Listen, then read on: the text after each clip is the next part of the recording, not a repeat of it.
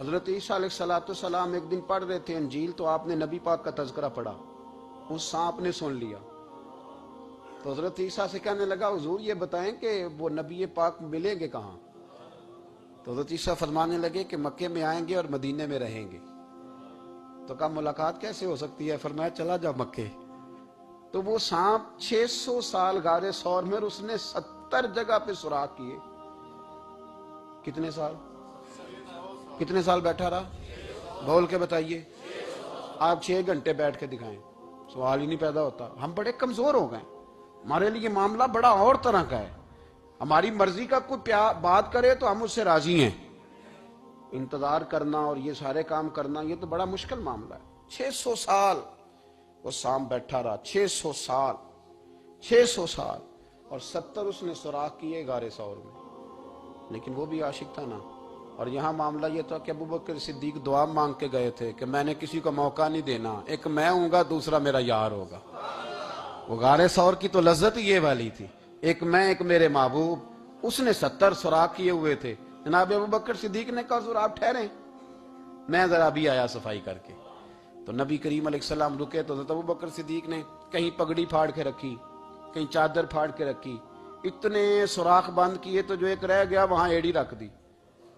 تو اب وہ سانپ بھی شکوہ کرنے لگا کہ یار تو بھی کوئی نرالا ہی عاشق ہے کہ میں نے تو کسر ہی کوئی نہیں چھوڑی تھی، 70 سوراخ کیے تھے اور تو نے بھی کمال ہی کر دی ہے، یہ سارے ہی بند کر دیے، جو بچ گیا اس پہ ایڑی رکھ دی۔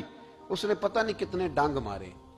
سانپ کا جب ڈنگ لگتا ہے تو وجود میں بہت زیادہ گرمی پیدا ہوتی ہے، گرمی۔ حضرت ابو بکر صدیق کے بارے میں ہمارے شارحین نے لکھا روئے نہیں، وجود اتنا گرم ہوا کہ آنسو ٹپک پڑے۔ تو نبی کریم صلی اللہ علیہ وسلم نے فرمایا ہٹا نا ذرا پیر، پھر انہوں نے ہٹایا تو میرے مصطفیٰ میں لعاب دہن لگایا۔ مولا معین الواعظ کاشفی رحمت اللہ علیہ فرماتے ہیں کہ جب انہوں نے قدم ہٹایا نا تو پھر وہ سانپ باہر نکلا، اپنا سر نکالا اور کھڑا ہو کے حضور کا دیدار کرنے لگا۔ تو نبی کریم نے فرمایا تیرا کام ہو گیا، اب تو جا، مجھے اور ابو بکر کو رہنے دے۔ تو نکل گیا۔ یہ کیفیات ہے، یہ محبت ہے، یہ وارفتگی ہے، یہ سوز ہے، یہ درد ہے۔ یارو یہ میں کہا کرتا ہوں کہ یہ چیز جینے کا بھی مزہ دیتی ہے، مرنے کا بھی مزہ آتا ہے، مرنے کا بھی مزہ، سرور آتا ہے انسان۔ فاجر ہے تو فاسق فاجر کو امام نہیں بنانا چاہیے۔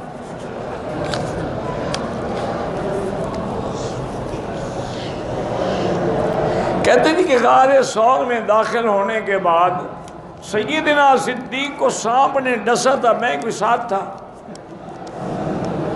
جو مولوی ساتھ ہو اس سے پوچھو۔ کہتے ہیں روایات میں ہے، کسی صحیح حدیث میں نہیں۔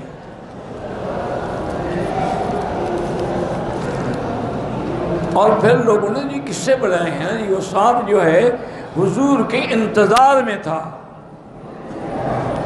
یعنی سانپ کو علم غیب تھا کہ حضور اسی غار میں آئیں گے۔ اور خدا کا خوف کرو، تمہیں نہ خدا کا ڈر ہے نہ جہنم کا ڈر ہے۔ سانپ کو کیسے پتا تھا کہ یہی حضور آئیں گے اور ابو بکر ایسے لازماً آگے پاؤں رکھے گا پھر میں ڈنگ ماروں گا؟ سب قصے ہیں گھڑنتو، لوگوں نے بنائے ہوئے ہیں۔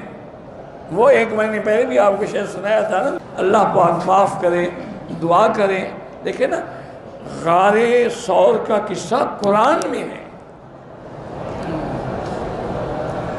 جب قرآن نے ہر چیز بیان کی ہے تو سانپ والا قصہ مولوی کے لیے چھوڑ دیا تھا کہ 1400 سال کے بعد مولوی آئے گا سانپ کو پکڑے گا؟ بس قصے ہیں۔ انا للہ و انا الیہ راجعون۔ دعا کریں اللہ ہمیں بھی ہدایت دے، ان کو بھی ہدایت دے۔ کوئی ہمارے دشمن تو نہیں ہے، لیکن ان نے پیٹ بھرنے کے لیے جھوٹے جھوٹے بہانے بنا رکھے۔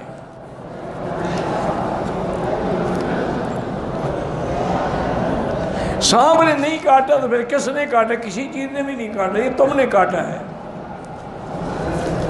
کہتے ہیں حضرت ابو بکر کو سانپ نے نہیں کاٹا تو کس نے کاٹا؟ کسی نے چیز نے نہیں کاٹا، صرف مولوی نے کاٹا ہے۔ تم نے دیکھا تھا حضرت کو زخم لگا ہوا تھا کہ اب بتائیں کہ کس نے کاٹا ہے؟